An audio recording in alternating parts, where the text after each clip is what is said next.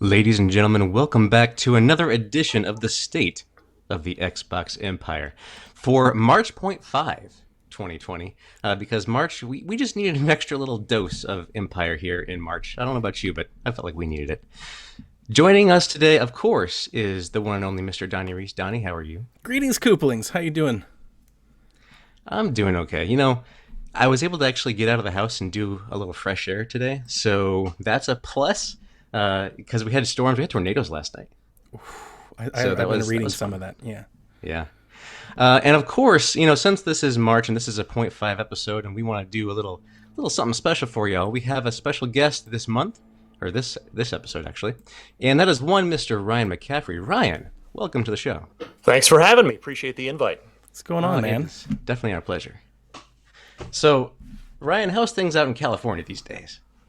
I mean, it's scary. I'm not gonna lie. Everybody's kind of got their own perspective on this as far as how it's affecting their community. IGN, of course, completely shut down office wise, but we're very blessed that we've been able to do 95+% of the normal IGN from our homes. So IGN's been able to continue pretty uninterrupted all of our shows. And yeah, I'm grateful that I'm home healthy and have a limitless stack of video games and and unending piles of content on Netflix. So it's just stay inside, stay home, do the right thing. Let's get through this, and then we can go back and the sooner we do that, the sooner we can get back out there. Absolutely. And you've done the last couple episodes of Podcast Unlocked remotely. How's your experience been kind of transitioning the podcast process from being together, which is always great, to kind of doing the remote? Easier than I thought, honestly. I expected we'd have more instances of little bits of lag and talking over each other, but it's actually gone pretty well so far. So it'll get better as time goes on. I'm not going to lie and sit here and say it's as good as sitting together at the desk in the nice professional studio, but it's been pretty smooth. So I'll take it. Yeah. And as an listener of every show, obviously with you guys working from home, you have the comments about the dog breathing and the mic and things like that, which is always fine. Actually, as a listener, I love that kind of stuff. It humanizes everybody a little more. Good. So Yeah, keep it Daisy, up. It's a great she's job. on the floor. Let's see. I wonder if she'll come up into. She looks pretty chill. Hey, Daisy, you want to come up here? No, she's not moving. So maybe she'll pop up and hop into my lap at some point. Yeah. Well, she is more than welcome to as well. Our extra special guest star. So, Ryan, just kind of a little background for our listeners. If anybody isn't familiar with your work, you started, I started listening to you and finding out who you were is when you were back in OXM. Yes.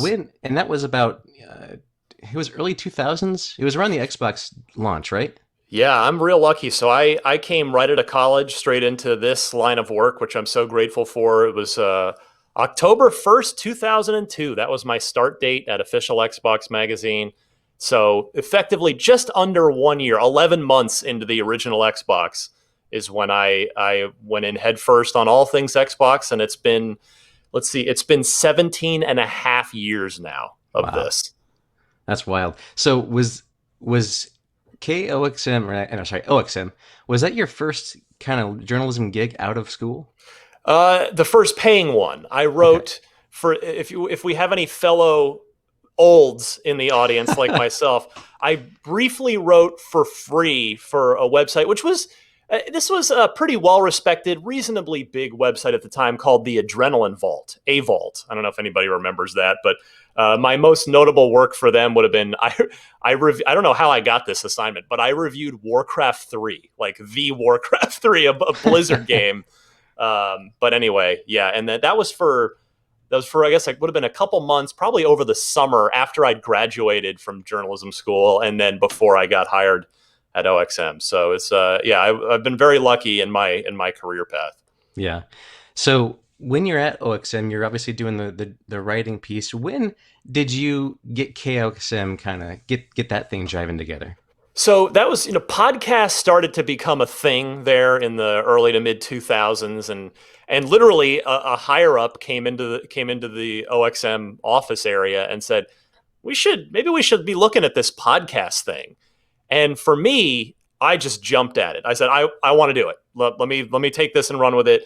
I had done one of my regrets in college was I didn't do. I wish I'd done a lot more college radio. I did one or two semesters of it and had barely on the air because you gotta go through the motions and learn a lot before they'll actually put you in front of a microphone.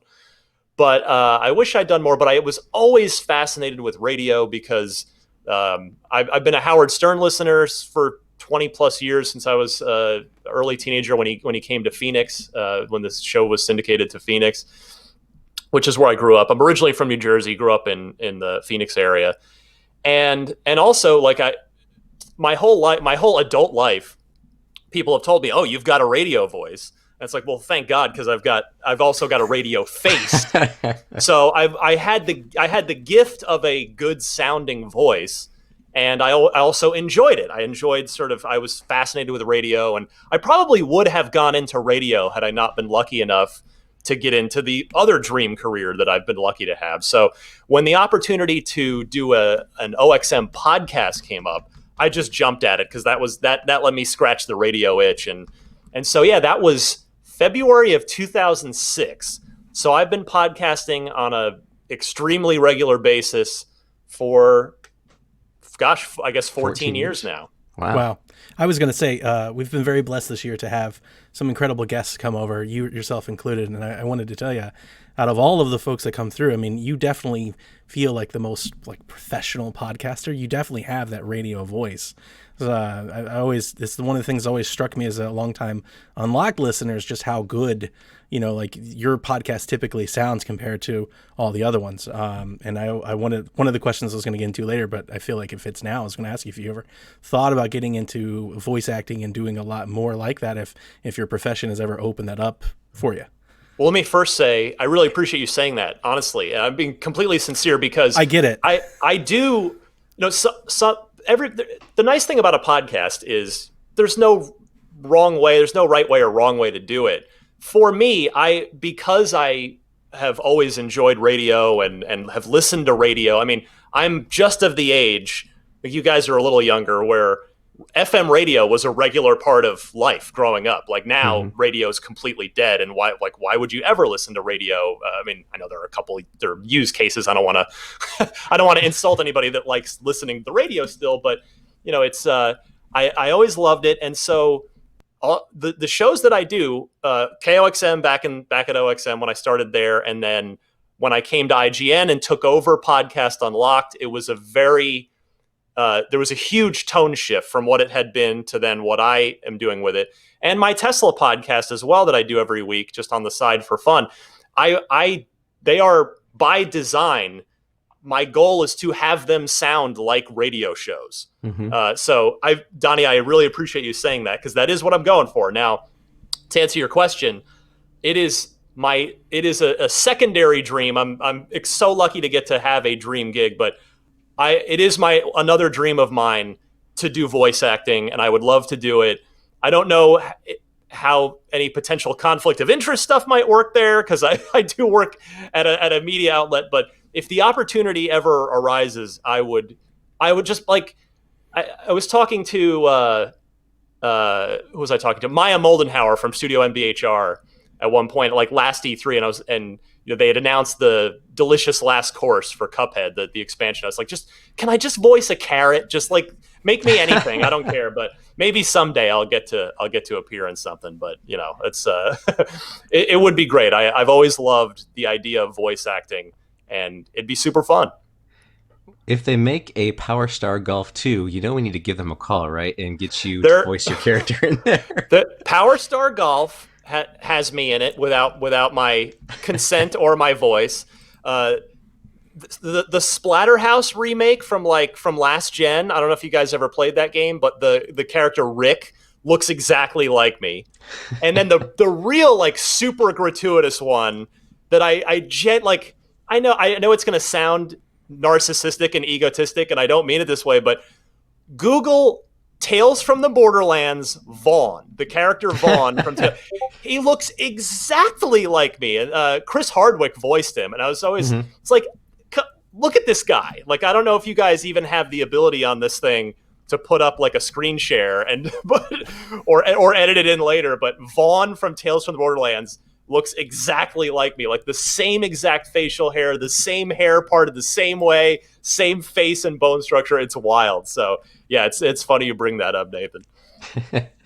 So OXM obviously was a fantastic way for you to get into the career, and then you transitioned over to IGN. That was about what, 7 years now or so? Just about 8. It was May 8? of 2012. Yeah, 2012. just at the tail end of the Xbox 360 generation. Okay, so with going into IGN, did you immediately, like right away, get into Podcast Unlocked over there? Oh yeah, my Okay. first full day, I did my first episode of Unlocked. Did not waste a moment before I went in there and started with that. Yes. And do you remember what episode that was? Somewhere around, like give or take one or two, it's around 57. Okay. Couldn't tell. Yeah, I wanted. That was always the number that stuck in my head. I don't know if it was 56, 58, but I want to say about 57. Yeah, because I remember listening to it when it first started, the Unlocked People, because as an Xbox guy at heart, I was always listening to that because I listened to Beyond and everybody else, obviously, like everybody did. So when they launched the Unlocked, I was super happy, and then when you came on and then took the reins of Unlocked, I was even more happier because I listened to you, all the time over on KOXM. Was Great. sad when you left there, but then when you came over to IGN, I was like, oh, it's great. He's here again. Yeah, I didn't go far. I just missed episode 300. I think 295 or something was my last KOXM, which so I was a little bummed I didn't hit that 300. But yeah, it's now been, gosh, I don't even know how many. We're on 400 something, on 460 something maybe on that sounds about right. on Unlocked. So yeah, it's been a long time and a lot of episodes. It's probably a palindromatic episode. Yeah, hopefully. Those are the fun ones. So obviously you've had that, you've had the range there, which has been fantastic. You've got a lot of great people, on that team with you every week, and it's a really great roundtable discussion. So one of the podcasts I look forward to every week. Definitely appreciate you putting that out. Then you do Unfiltered, which is a fantastic one-on-one. Usually it's one-on-one discussion. Yeah. And with that, you've had some amazing guests in there. Now, I don't want to put you on the spot and say choose your best baby, but has there been one that gave you more butterflies than another? Not Unfiltered. Well, no. Okay.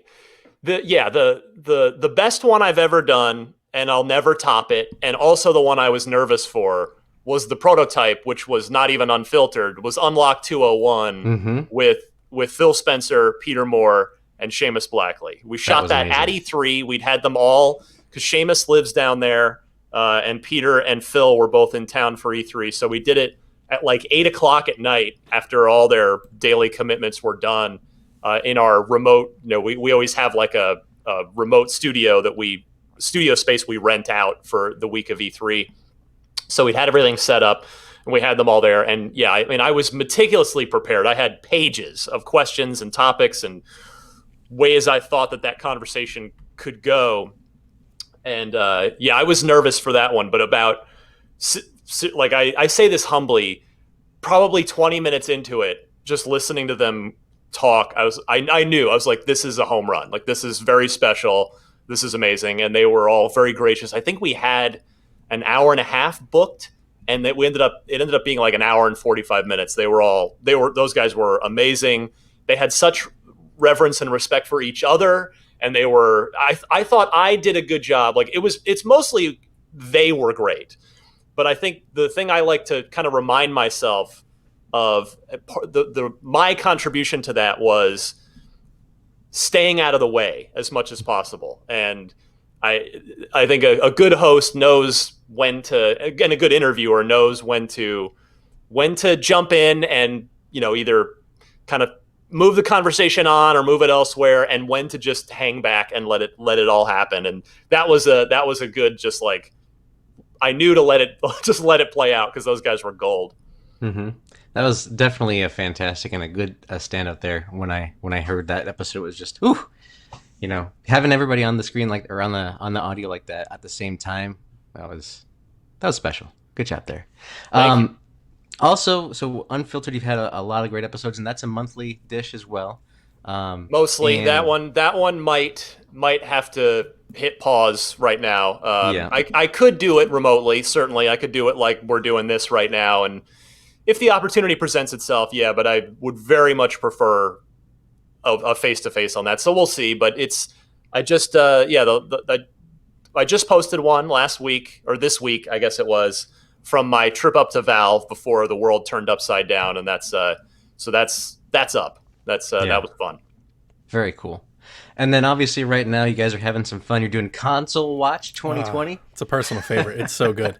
It's so Thank good. you. Yeah, we're trying to. It has a different, or at least the goal is for it to have a different tone Mm-hmm. than the podcasts do. Beyond and Unlocked, the podcasts are lighter and more just kind of back and Casual. forth. Yeah, casual Yeah. that's a better way to put it. And we want this by design from the name on down. Like we want it to be more of like a CNN, Mm-hmm. insert your favorite news network kind of a here's what's going on, here's here's the analysis of that. And yeah, we started that where I think this was episode 9 or 10 this week. And yeah, it should get more and more interesting as the year goes on and we get closer to these things. Well, it's very focused, and like those news shows, it's here are the beats that we're going to talk about today. So it's here's the news, here's what that means, and here's our reaction to it. We'll see you next week. And it's, not everybody has 90 minutes to devour a podcast, so it's very acute, and I think it's very YouTube. Like that's perfect for that space and Thank to you. be Yeah. a video. Yeah. Yeah, a lot of credit goes Dan Parkhurst, the video producer on the IGN team, is really leads the charge on that. Tina Amini, our editor in chief, is a guiding hand there, and Damon Hatfield hosting it as well. So I'm lucky. Like I with Unfiltered and Unlocked and my Tesla thing, those are all the things that like I'm doing. I'm kind of running the ship there, but I'm lucky with Next Gen Console Watch. I I don't take any credit for that. That's a show where I just show up and lend my Xbox expertise. There's a lot of other people that are putting in the lion's share of the work on that, but I'm glad you're enjoying it. Well, it's perfect timing too, because you can tie it into the whole political stuff with the upcoming elections and everything. And Right. consoles are kind of that way. There's like these parties, and everybody really kind of has one. So it's very fitting, and it's honestly almost like a mockumentary type of way. It's Yeah, a I'll nice leave reprieve. I'll leave you guys to decide which console, which fan base is Fox News and which one's MSNBC. I'm not touching that. But the timing is super perfect too, because if the consoles still come out in November, and that's when you cast your election for the November ballots, it's perfect. There you timing. go. Exactly. It's serendipitous. So obviously, we've talked about your day job with IGN, and you've mentioned it a couple times with your Ride the Lightning podcast, the unofficial Tesla podcast. Tell me a little bit about why you wanted to start that one. Pure passion project. I think it's important to have passion projects. I mean, it's great if you can be passionate about what you do for a living, as I am fortunate to get to be. That's great, but it's nice to have other outlets too. We people at IGN, we all love what we do, and we're lucky to get to do what we do. But we all have other interests outside of video games as well. And for me, I've been a car guy since I was a little kid. I mean, my dad used to bring me home. It felt like every day as a kid, but it was probably like once a week or every other week. He would bring me home a Hot Wheels or Matchbox car when he would come home from work, if he would stop at the store. And I had a whole hope chest just full of Matchbox cars. And I would play with those things in our basement in New Jersey for hours. And I always loved cars. As a little kid, I could identify like every car, the make and the model. I just knew cars, loved cars. And that I could continue down the tangent on that story, but to bring it up to answer your question, I fell in love with Tesla when I became aware of them. They're a Bay Area company. They're right here. And when they started making the original Roadster in 2008, and just everything they were doing, I was like, wow, that's amazing. And then I got to drive one, the original Roadster at one point, and the light bulb just went off for me at that point. I fell completely in love, and I was like, this is exactly where cars should be going. I love this. And I started diligently following them ever since. And eventually my wife, I couldn't afford one. The Roadster was a 6-figure car. Mm-hmm. Then they started making the Model S sedan, and that was effectively a 6-figure car as well. So that was out of my price range. But my wife just got sick of hearing me talk about Tesla. I would just be like, yeah, and they're doing this and then this and this. And she just got tired of it. And so I thought, well, I have an outlet for this. I know how to do podcasts from an infrastructure. Like I know what software to use. I have the mics. And and I enjoy doing it to talk about my, interest in radio from earlier when we were talking about that. So I sat down and I just planned it out. It's like, okay, well, what do I want to call it? How do I want to format it? How's it going to go? And I'll just start doing it and start putting it out there. And here we are. I'm almost 5 years into it, and it's turned into this whole little side project. And I love it. It's just been really fun for me. That is literally how PSVG got started. Exactly. Yeah, and that's great. That's all it is, right? If just do it. I mean, it's like the dumb meme, like just do it, but it's like it's true. Just go out. Just if you're interested in something, and don't wait around for life to hand you something, because it's never going to happen. You just go out and make it happen. If you have the means and you have the will to do it, just go do it. That's how my wife would connect on that story, because I used to be a person, and I'd be joining the forums and Discords and the wikis and the pages, IGN stuff, and I would always be chatting with these people. I'm like, they missed this, they didn't say this, and I would have said this, and she's like, so say it. Yeah. So start a podcast and start saying it. Exactly. It's always good to have a wife that's supportive of that kind of an outlet of a passion. I think she's like, look, stop saying it to me. Go say it to other people. And even I think when I even told her, like, well, yeah, I want to get the Model 3 for our next car, and it's the affordable one I've been waiting for. And I think for a while she was like, okay, it's whatever, it's still expensive, and now she's come around now. Like she sees, like I landed an interview with Elon Musk last year, and she sees it's like, well, I guess this is a thing now. I guess you're doing this. So yeah, just get out there and make it happen. Because even if you have one listener, it doesn't matter. You're doing it. You're creating something, and you're putting your time and energy into something you enjoy. Yeah. Part of the reason why I got into podcasting a long time ago too is like something that you said similarly. Just get out and do it. Kevin Smith was talking about just get out there and podcasting and just do it. And if you want to make some content, no one's going to tell you no. You can just drive your own destiny, and that's part of the reason why, like, when Donnie opened up the PSVG thing, I was like, hey, I'll help you guys out. It was always my intention to step aside after a while, but here I still live. But it was always fun, and it's good to hear that too, especially for anybody that's out there that's listening, that's got the ideas. Just do it.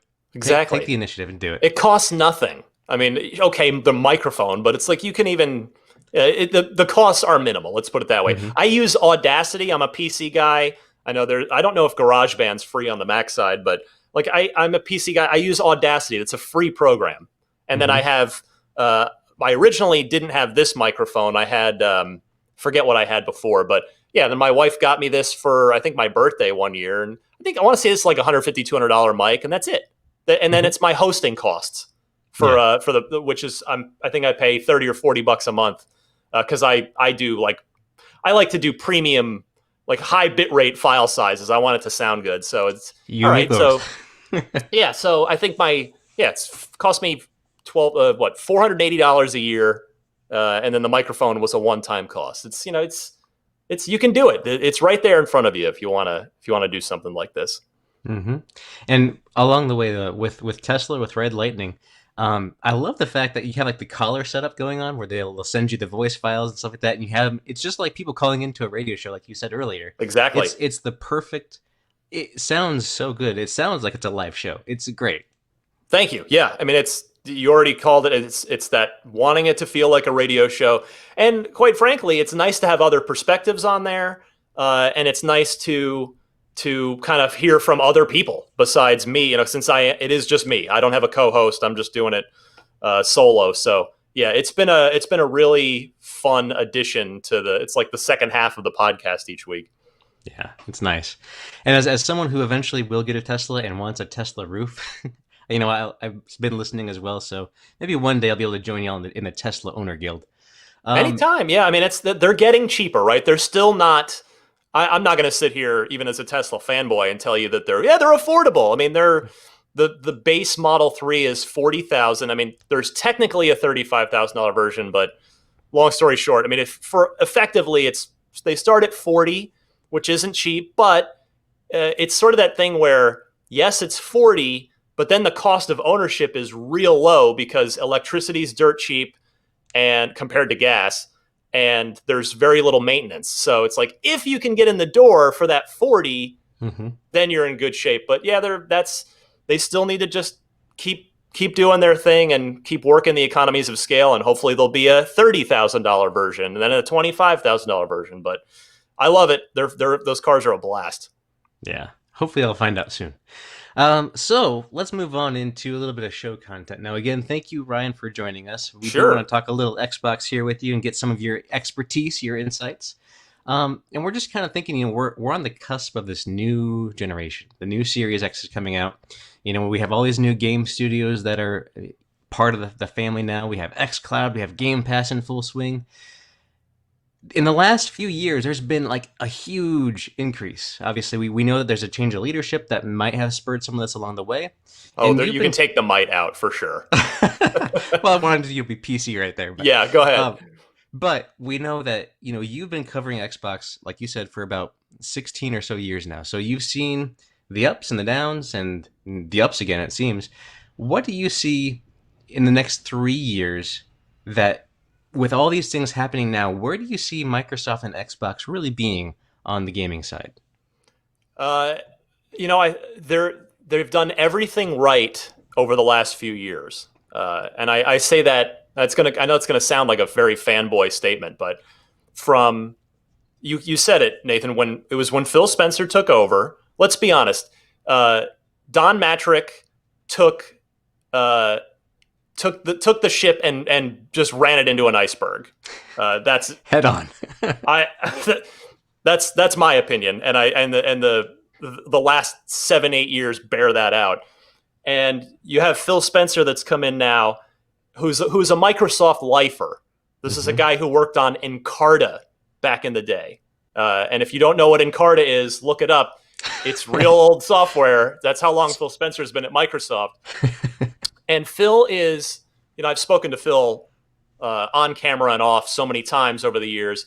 He is, and this comes across, and there is no public persona with Phil. He is a gamer. He is not a suit who's just trying, like Matrick was a suit. Phil is not. And Phil understands the industry. He understands gamers. He understands gaming. And yeah, from the backwards compatibility initiative that started after he took over to Game Pass, we're going to look back in 5 years, I promise you, and we're going to go, wait, what? There was ever not a Game Pass? Like what? It's just like with Netflix now. We're like, wait, there was a time when we didn't just stream everything for a unlimited month, a monthly subscription. Sony's going to have to get on board with Game Pass real quick. I'm sure they're trying to figure it out with PS Now. But anyway, everything Phil's been doing, and now you saw it. They kind of warmed up with the Xbox One S, which threw out the old VCR design and just a beautiful, compact, slightly, just ever so slightly faster, like 7% faster while they were at it. Just a better Xbox One. And then they went to the X, which is just objectively more powerful than the PlayStation 4 Pro. And now they're moving ahead. And now we can't say objectively yet till we have them both in the real world and can say, but pretty much by just about every metric here, it looks like the Series X is going to be more powerful than the PS5. But the last piece of the puzzle that will probably define the Phil Spencer legacy at Xbox one way or the other over the next 5 to 10 years, over the course of this generation, let's say, so 5 to 10 years, is going to be the games. Can all these new studio acquisitions produce great games in the way that Sony's first-party studio portfolio, I should say, has been able to do. Now, not every of the 15 studios that Xbox has now, they're not all going to be cranking out God of War caliber things. Last of Us kind of, that's just math. And also they're not all going to be doing 4-year AAA $80 million projects. People like Double Fine are probably going to continue to do what they're doing, which is make super cool, super interesting, smaller scale projects that can be done with a team of 20 in a year or a year and a half. That they'll have content constantly on Game Pass. But nevertheless, I'm rambling now. But my point is that whatever these new studios are able to do or not do in this coming generation will sort of define the Phil Spencer era at Microsoft. Do you anticipate? We had a question I wanted to ask you now, since you said the word acquisition. Do you anticipate we'll hear any more news? Do you think that there are more developers they can add to Xbox Game Studios as they launch the Series X? It wouldn't surprise me if they've got one or two more up their sleeve. I know there was from the not GDC talk during couple weeks ago. It was somebody on Microsoft had said like 16 studios. So who knows if they just slip of the tongue there or what that was. But I was certainly Remedy was the subject of seemingly, I guess now we could say, unfounded rumors about, was Sony going to acquire Remedy? Yeah. I always thought, man, it could make a lot of sense for Microsoft to partner back up with them, whether it's in a formal acquisition capacity or something else. But that is now put to rest as seemingly put to rest as Remedy signed that deal with Epic, which seems like a great deal for them. So that's going to be excellent. But Moon signed that same deal with Epic too, right? So like Moon couldn't be another one. Was Moon one of them? I know it was so. It was Playdead. That's another one. Epic. But yeah, I'm not remembering off the top of my head now. But in any case, I don't know who's out there that would kind of fit the portfolio as far as acquisition. They grabbed 2 role-playing game developers. Yeah.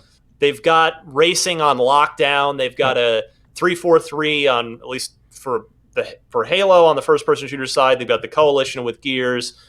There's whatever the initiative's doing. Is it Perfect Dark? Is it something new? You've got, and then Double Fine just doing cool, quirky stuff. They've got Psychonauts 2 they're finishing up now. And so, yeah, I don't know who's out there, but I wouldn't be surprised if they end up grabbing 1 or 2 more studios. Cool. So you mentioned, the grabbing of the studios here and acquisitions and things like that. What do you think we'll ever see a scenario where EA is like, you know what, we're done with BioWare, and Microsoft's like, hey, we'll have you guys come on board? BioWare. Nathan, Nathan keeps trying this one so hard. Give me KOTOR. I want Techland. Techland would be the one that I would push for, but yeah. Techland's trying to get, they're not trying. They are getting into publishing a little bit themselves now. They're publishing games, and that could be, I could see that. I could see that happening if the deal works for both sides, and I could see that because Double Fine had started to get into publishing too before Microsoft acquired them. So that's not it's not going to stop that from happening if both sides want it to happen. But yeah, BioWare, I don't see. EA, to the best of my knowledge, has never sold a studio. They've just closed them, and I don't say that maliciously. I know. Mm-hmm. There's a lot attached to a lot of thoughts come to mind for most gamers when you think of EA acquiring studios. But I can't. EA paid a king's ransom for them, and I know you can't conduct your business successfully by being chained to what happened in the past. You got to cut bait if it makes sense. But I think EA's got a lot invested in BioWare, and I just don't. I wouldn't see that happening anytime soon. I can't imagine the price would be right where Microsoft would want to even take them on, particularly because they've got Obsidian and they've got InXile to make role-playing games for them. So, wouldn't seem like a fit, but hey, in this industry, never say never. So let me ask you if there's something that you could see happening. News this week dropped that HP is working with Valve and Microsoft on a brand new, no-compromise next-generation VR headset. And we know that it already works with Microsoft's, was it WR platform that they're doing, their augmented reality and their virtual reality support. And a lot of these things, a lot of these helmets that HP has done, they already support those Microsoft tools. They already support Steam. Now, I know Phil Spencer's been on record and said VR is not coming. At least it's not a part of the vision. He said that it's not a part of the vision right now. But I can't help but think of all those teraflops and those USB ports that are on that Series X tower and think, like, man, how good would it be if I could plug in, just like I can with my Quest, plug in USB, put on the headset, and have another place to play my VR games on the Xbox storefront. What do you think, Ryan? I would like to see it. Trying to think through the realistic scenario of that. I don't know. I mean, you're talking about the PlayStation VR, if memory serves. I think the installed base on that is 5 mil. Yeah. Last was announced, since Sony is not shy about announcing those kind of numbers the way Microsoft is. 5 mil is not a lot, and off of 100 million selling console. So the Xbox, the One, certainly was not a 100 million selling console, not even close. We'll see how Series X does. You're right, it has the power. The power is there. Wouldn't There's the Xbox no move be that we're not going to make it and sell it and take on that, but we're going to let you, if you have one, we're just going to host the games and let you connect your headset and play here? You'd still have to, I don't know. I mean, you'd have to allow the, your touch or index or knuckle controllers into that ecosystem. I mean, Microsoft has been very open about having a more open platform in terms of, xCloud, just play anywhere, and we're putting all our games on PC. Good, play there if you want to play there. If you don't want to buy our console, whatever. So it wouldn't surprise me. I'd like to see it, but at the same point, is Microsoft going to devote any resources to making that happen? Like, is Double Fine going to be given the green light to make a VR game that only 2% or 3% of the Series X audience would even have access to? Sure. Because that's how I think about it.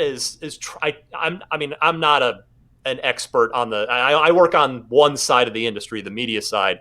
I don't know all the numbers and sort of how the business decisions are made. I've learned a lot about that over the years, but I'd have to ask Phil directly about kind of what he thinks of that stuff. But that's kind of where I come at it is, would Microsoft be willing to invest the resources to support something like that, knowing that the ROI is probably pretty small? And maybe they are. Maybe it is like, sure, all right, let's support this a little. I mean, look at Sony. Like they haven't done. I would argue that they haven't done a ton with PSVR from the first party side. There've been cool first party games, Blood and Truth last year, and good one. There've been some cool stuff, but I guess, yeah, I don't know. It's an interesting one. I think hopefully Phil has. I would say the door is probably more open now than it was a year or two ago. I guess I'll answer it that way. I selfishly asked just because, having known that you're playing Alex and I'm playing Alex, I just want Game Pass for my VR headset, so I don't have to keep buying them $60 every time. Like, man, Game Pass for VR would be fantastic. Anybody could do it. Everybody should do it. Oculus. I want Game Pass for everything. That's the ongoing joke on our show and our network is I want Game Pass for everything. I want Game Pass on Switch, on PlayStation, on Oculus, anything that I play games on, I want Game Pass. Yeah, I mean, Half-Life Alyx is, if you have the means to play Alyx, like a capable enough PC, and if you don't have a VR headset, if you can budget to get one, it doesn't have to be the Index, which is $1,000. You can go with the Rift S. Yeah, the Quest. I mean, if you can pull it off, Half-Life Alyx is effectively, and this isn't to disrespect other VR. There have been great VR games, Beat Saber, and I really love dang it, I'm blanking out. What's the one where you play the little mouse? Oh, Moss. Moss Thank is you, fantastic. Moss is one of my favorites. The Walking Dead game is really good too. Saints and Sinners is Yeah. fantastic. I played a couple hours of that at a preview event, but Half-Life Alyx is the VR game that we pictured in our heads in the 90s when we first had those VR things in the malls, in the storefronts in the malls, where you would get into the pod and put the helmet on and like, oh man, like I'm in here. Like Alyx is, it's the game of the year, even if we go back to 2019.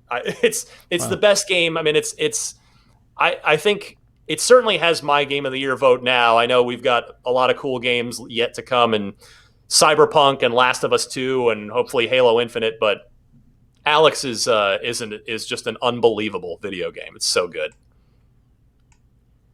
I agree. Maybe one day I'll play it on my Quest. Donnie, I'm waiting for your experience. I can to know show if you it's how, worth me dude. to I'm try telling to do you. it. So the link, I'll do it. I'll do it quickly. I know we're short on time. The link is not great. Like the beta link, I was fiddling with it last night for 4 hours. What I did is I dropped it. I bought the virtual reality desktop thing that they have. I'm gonna buy the remote desktop app for $20. Go download the thing to your computer, and I am streaming it from my computer to my Oculus headset. I have zero latency. It looks fantastic. I'm Nice. playing completely wireless. I'm never gonna plug the link in again. I'm just done with the wire. So do that. Go do that. Awesome. I can show you. You got to side load. You got to do some APK stuff. Don't worry about it. It's not that hard. I can show you how to do it. But yeah, Nice. definitely. I got to do sideloading to get my Bluetooth headsets to work on that too. So There you go. We'll figure it all out. There you go. You want to get into some questions? Sure. Okay. So Ryan, we have a lot of questions. So all right. our first question comes from a staffer here at PSVG by the name of Coach Mo. And I just got to tell you, Coach Mo might be the biggest fan of Ryan McCaffrey that I've ever known. And that's very specifically with Maggie and your story and everything really, really, really touched him. So he's going to kick off our Q&A section for our special guest by asking, why are the original 100 episodes of Unlocked almost unfindable? I have no idea. Because if I got there at 57, they at least from there onward they should be around. I honestly have no clue. Are they not in the? I didn't dive to fact check it. Yeah, I figured if anybody would know, Coach would know. So I know most of KOXM is lost to time because Future shut down OXM, and I mean technically there is an OXM that's out of the UK that you can subscribe to here and they syndicate it, but all of KOXM is pretty much gone. But yeah, Unlocked should be around. I'm sorry if you can't find it. maybe Sorry, it's his Coach. app, or maybe it's an iTunes thing. Maybe the I don't know. service Yeah, is picking up. Doing Okay. some iTunes fact checking right now. April 23rd, 2014, episode 142 is the longest to go that you can get. Wow. Huh. That's interesting. There you go. Well, sorry about that. Yeah, I don't quite know what to say except I'm sorry. Get Tim Cooks on the line. Q wants to know, do you think Minecraft Dungeons will be delayed? And is there still hope? I mean, I presume Q is referring to the tweet that the official Minecraft Dungeons put out. It sounds like they are just. I appreciated the transparency by the team there, saying, "Hey, this is new and challenging to all of us. We're working from home. We're trying hard to make April, but I don't think anyone would begrudge them if they need an extra 2, 3, 4 weeks, whatever it is." So, I mean, let's be honest. No one should be mad if that game slips out of April. And if you're mad, play Ori and the Will of the Wisps. Yes. Give Bleeding Edge a try. We've already got two. Not before Ori. Two first party. Yeah. Well, no, certainly not. But we've already had two significant first party Xbox releases in 2020. We didn't get two last year until September. Remember, it was Crackdown That's 3, true. and then nothing till Gears 5, and that was it. Yep. So we've already matched 2019's total 3 months into 2020. So yeah. I mean, we have a special guest, so we're not going to spend a whole lot of time talking about what we're playing like we normally do. But I am through I just went through all the dark area where you've got to follow the fireflies and everything to get the pendant in Ori and the Will-O-the-Wisp. So I think I'm like 60-75% there. I got to get like one other pendant and then I guess march to the end. Guys, I got to tell you, for those listening to the show, it's one of the best platformers I've ever played. It's so good. I was having that realization last night as I was playing. I was like, is this really like one of the best platformers ever played? And it's so much better than the first, in my opinion, which I really liked. But this one it's fantastic. Yeah, I'm not even as far as you are, but it's next on my list because I started it and then had to stop to review Doom Eternal, which was brilliant, and then I went into Half-Life Alyx because, again, I mean it's Half-Life. I have to play it, and now I'm going to go back to Ori. But I'm in the exact same boat actually, and I told I work for emergency management, so we've been very, very busy, and so I've not had as much time. But to be ultimately, I've been telling everybody on the team, like, I'm not stopping playing Ori because I know if I stop it and go away for a few weeks and come back, I won't remember where I'm supposed to go. I won't remember what I did. So it's like I have to focus on this game and just get through it. And I'm so happy that I haven't went to Doom yet. I got it sitting there, but I haven't got there yet. My question that I brought to the show, and I'm going to go ahead and pair this with a good buddy of ours, Sean Capri. The question that I wanted to ask is, what do you think is a dream Series X launch lineup, or like that year one lineup, what we're looking forward to? And then I'll tack Sean Capri's on here, and he asked, Viva Pinata for spring 2021?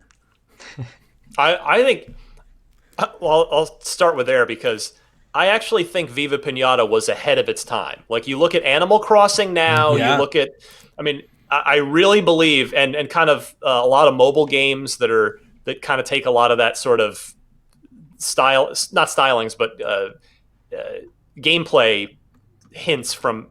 I would love to see Viva Pinata come back. I recently introduced it to my 8-year-old daughter, and she loves it. She loves that game. It's and it's just watching her play. It's been interesting because like it holds up pretty well, but there's still a lot of kind of dumb now tutorial things that it makes you do that. But yeah, Viva Pinata had such a great art style. It was a secretly great game. Love to see it come back. But as far as like launch lineup, I mean, the big thing I want, and I know this is just maybe kind of a cop-out answer, but I just want Halo to go to return to its glory. 5, the multiplayer was tremendous. I'm just going to make sure I'm clear about that. Awesome multiplayer in 5. But I'm also going to be very clear, and I've said this a million times over the last 5 years, the campaign was a disaster as a Halo fan. I hated the video game hated, not like real life. I haven't, but like I video game hated the campaign in Halo 5. I thought it was terrible. And so I just want Halo to get back to being one of the top, like inner circle, top tier franchises in gaming, which it's slipped out of that. And I want it to get back to that. I like that, for better or for worse. I like that 343 is changing it up here. We've seen the new art style, kind of a soft reboot on the art direction, and it's those teaser trailers have kind of given hints that maybe it's going to be like a big open ring, go anywhere kind of thing. So I say good. I mean, because they've more or less been following the Bungie blueprint from a game design perspective since 343 took it over. So great. Let's see what 343 wants to do with this and really make it their own. So I want Halo to be awesome. We're almost certainly going to be getting Forza Motorsport 8 as a day one launch title. And then I talked about this on Unlocked right after the holidays, right at the beginning of 2020. But I think there's got to be one other first-party launch title in there. Probably not a AAA like Halo and Forza. Those are AAAs, but probably something the next tier down. And when you kind of look across the portfolio of all the studios now, it could be something from Obsidian, because the Grounded team is tiny. It's 14 people. So whatever the Pillars of Eternity team has been up to. Sure. Maybe that could be, maybe though they could be ready for launch, so we could have a cool first party RPG. So that they might make sense. I mean, Fable's not ready yet, certainly from Playground's second team. That's probably, my guess is that's going to be a second Christmas game, fall 2021, along with probably Forza Horizon 5, which is, I can't wait to see what if Playground ships 2 games next fall. That's going to be insane. But yeah, I feel like there's probably one more first party game in the launch lineup for this year, so that, and Microsoft will be able to come out at E3 when they show it all off, or whatever exists in place of E3, I should say, and they'll be able to say, here's Halo, and they're going to actually show it off. Probably here's Forza and show it off. Here's the other thing that you didn't know about, and guess what? You can play all of that on day one through Game Pass, because even if you're not already a subscriber, every Series X comes with, I'm sure, at least a 14-day trial for Game Pass. So effectively, the Xbox Series X will have the largest launch lineup in history, because thanks to compatibility in Game Pass. Mm-hmm. So yeah, they've just got to deliver those games like we were talking about earlier. I was going to follow that up. So when Xbox One X launched, we had some second-party exclusives, right? We had Rise, Dead Rising 3, Power Star Golf. I'm going to throw it in there. I love that game. So I wanted to ask... Peggle 2 was an exclusive. I'm sorry, which one? Peggle 2. Yes, that's was true. A timed exclusive. It wasn't a day one launch title, but I think it came out like a few weeks later. It was December of that year. So yeah, you had a secretly decent launch lineup with the Xbox One. Do you think that those partnerships are still needed, or do you think because Microsoft has put so much into their first-party game studios that, like, I guess the question I'm trying to ask is, has Game Pass kind of replaced the need to secure a second-party exclusive? Like, even if the game is available on another console, it could just be available in Game Pass, and that is kind of like the edge to maybe go Xbox's way? I don't know. I think those relationships are still needed. Okay. I really do. Again, to the point earlier, most of the new studios that Microsoft has acquired over the last year and a half, 2 years, are probably not ready to put games out yet. They're all. I mean, yeah, we saw. Okay, Bleeding Edge just shipped. That was in the works prior to the Microsoft acquisition, so that's out now. Same thing. Grounded is supposed to be heading into early access or game preview soon. That was in the works prior to the Microsoft acquisition. But then you had elsewhere at Obsidian, you had the Outer Worlds team just shipped that game for a different publisher, not Microsoft, but they were able to get it in Game Pass, which Sony, couldn't offer, obviously, to your point. But I do still think you need those. The bottom line is the Xbox, even with all these new studios, still needs as many exclusives as it can get. Sony not only has their first-party studios, all exclusive, obviously, but Sony has enjoyed a lot of excellent third-party exclusives, mostly out of Japan, where the Xbox is nothing, is completely a non-factor. So things like Neo is a good example, and I mean they've got Final Fantasy VII Remake as a 1-year timed exclusive coming up. So yeah, Microsoft still needs as many damn exclusives as they can get. That's spot on. Our last question comes from Brad. He says, Series X in next gen is taking over, but I just bought an Xbox One X, and I was happy to hear that Xbox will continue supporting the older consoles. How long do you think this support will last, and what games are you most excited to play before the Series X releases? Well, we've been promised at least 2 years of support, and I think having purchased an X, the X will, the original Xbox One is going to get phased out first, just obviously for power reasons. The One X is a 6 teraflop console. We don't know yet where the Lockhart console will come in power wise. Obviously between 6 and 12, whether it's straight in the middle at 9, which is where the PS5 roughly is, we'll see. But I wouldn't I wouldn't worry about that Xbox One X purchase going to waste. And then what was the second part of the question again? Oh, what games are you most excited to play before Series X releases? I'm very lucky to have just played 2 of them in Doom Eternal and Half-Life Alyx. I know Half-Life's not an Xbox game, but Doom Eternal for sure. And then absolutely Cyberpunk. I mean, I secretly, even though I know I would like it, I never really got into the Witcher games because, and Nathan, you may be able to relate to this, or if not now, you might be able to in the next couple of years of your life. When you have a young kid at home, you don't have as much time to play. That's just that's the reality for most people. I won't say it as a blanket universal statement for all parents. It's applied to me and a lot of parents that I know and work with. I just can't do a 150-hour role-playing game. Like, I know I could start playing The Witcher 3, and when it came out, I knew I could start. My daughter was, that was 2015, so she would have been like 4. I knew, like, okay, if I start playing this Witcher 3 game, I'm probably going to really like it, but I know there is just no realistic way I'm ever going to see the end of it. It's never going to happen. And I'm kind of a completionist in the sense that, not in the collect every achievement, find every secret kind of thing, but if I start a game, I want to finish it.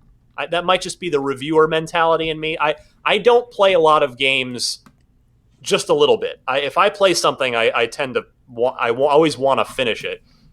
So anyway, so even though I wasn't a big Witcher guy solely for the reason that it was too big for my my allotted time, I'm very much looking forward to Cyberpunk because it's a first-person role-playing game, and really it reminds me so much, having sat through 2 behind-closed-doors demos of it.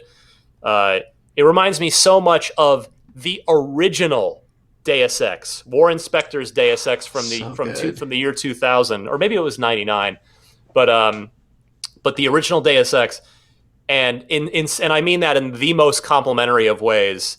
It looks so good. So and I'm sure Cyberpunk 2077 is going to be a pretty big game, but yeah, I would be surprised if it's Witcher 3 big. Well, so yeah, I'm really looking forward to that. But yeah, I would say having just finished Doom, that was a big one for me, and Cyberpunk's next. So we'll see. And that's jury's still out on Avengers.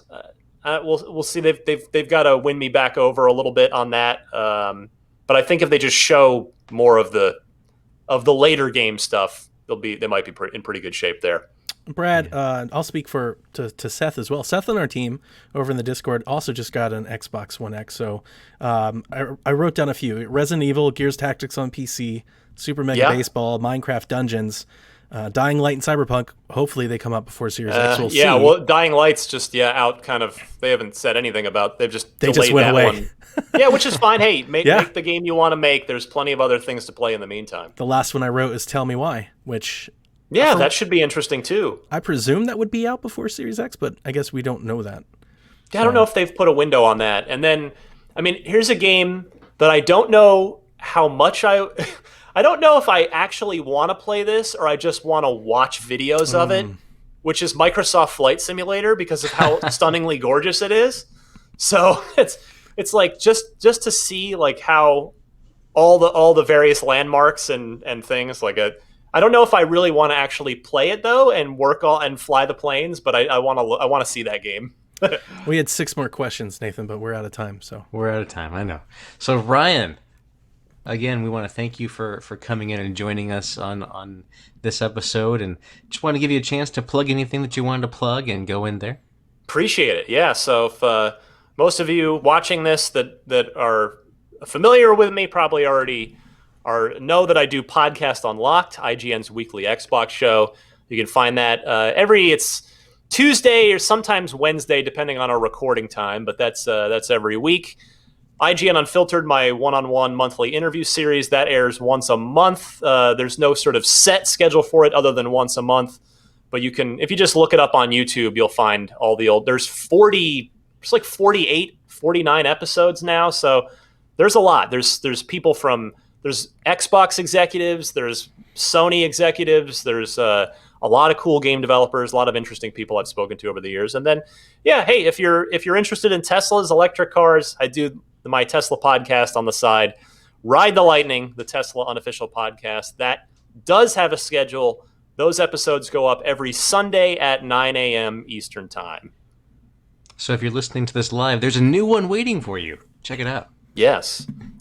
So again, thank you, Ryan, for taking the time. We really appreciate it. Donnie, any final thoughts for the show? No, I just want to thank you, Ryan. Thanks for coming on. I think we have a big network of fellow podcasters, and they all have their own shows and everything. And I think I speak for all of them when I say we all look up to IGN. It's kind of like a leader in this space. You guys have done it for so long, specifically you on the Xbox front. I mean, you've covered it for years and years, and you got to be the go-to source. So thank you so much for joining us and just kind of stopping by and giving our show a chance. And it means a lot. Appreciate you having me, guys. This was fun. Yeah. Awesome. Donnie, you want to thank our patrons and any way to contact you? Absolutely. I'd like to thank all of those that support us over at patreon.com/PSVG at the producer level. So thank you, Callow, Barry Cathcart, Josh, the Bonesaw Borboni, Coach Mo, Chris McElfresh, Devin Tyus, Kyle Heyman, Paul Calicote, Michael Masick and the Egg Shin, Zach Bradshaw, and Nick Fall Haba. I don't know how to pronounce his last name. Fall Haber, Fallaber, Fall. We're going with Fall. He'll write in. Yeah, he'll message you and let you know. And that's and it. Where can people find you, Donnie? Yeah, it's at Playing Nintendo. That's it.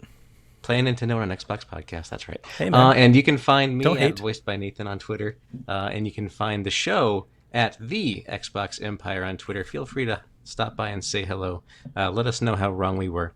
And again, thank you for listening. Thank you for taking the time out to watch if you're watching live. And the state of the Xbox Empire has never been stronger. Bye, guys.